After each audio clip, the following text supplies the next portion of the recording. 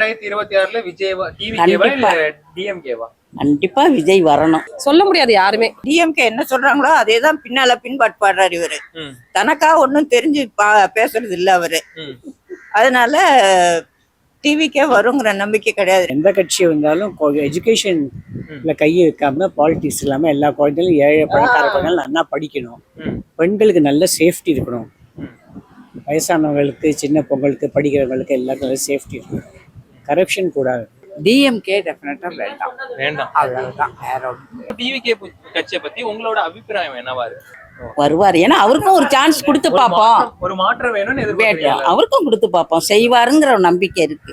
கண்டிப்பா. இப்பதான் அவங்க வந்திருக்காங்க. நம்ம அவங்கள பத்தி என்ன ஏதுன்னே தெரியாது. ஃபர்ஸ்ட் ஆஃப் ஆல் இவங்க இப்ப நிறைய அவங்க பேசுற நியூஸ், அவங்க போடுற பேட்டி, அந்த மீட்டிங் எல்லாம் பாக்குறோம். சொல்றாரு, அவர் வந்து இறங்கி என்ன செய்வாருன்னு தெரியாது. ஃபர்ஸ்ட் ஆஃப் ஆல் வருவாரான்ற ஒரு டவுட், வந்தாருன்னா செய்வாரான்னு ஒரு டவுட். இவ்வளவு தூரம் இறங்கிட்டார்ல, ஒரு 150 கோடி செஞ்சா நல்லது. எல்லாரும் எதிர்பார்க்க தெரியுங்களா? யாரா வந்து ஏதாவது ஒன்று செய்வாங்களா?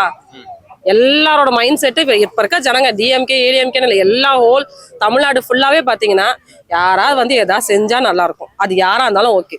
டிஎம்கே 4 வருஷம் ஆட்சியில இருந்து சப்போஸ் இப்ப டிஎம்கே ஜெயிச்சிருந்தா கொஞ்சம் மாறினா நல்லா இருக்கும். ஆனா தெரியும் அவங்க மாற மாட்டாங்கன்னு. அவங்களுக்கே தெரிஞ்சிருச்சுல இது நாங்க தான் கடைசி வரைக்கும். ஆமா அப்படின்னு நினைச்சிட்டு இருக்காங்க. மேபி சான்ஸ் இருக்கு, சேஞ்ச் ஆகிறதுக்கு சான்ஸ் இருக்கு. ஜனங்களும் கொஞ்சம் யோசிக்கணும்.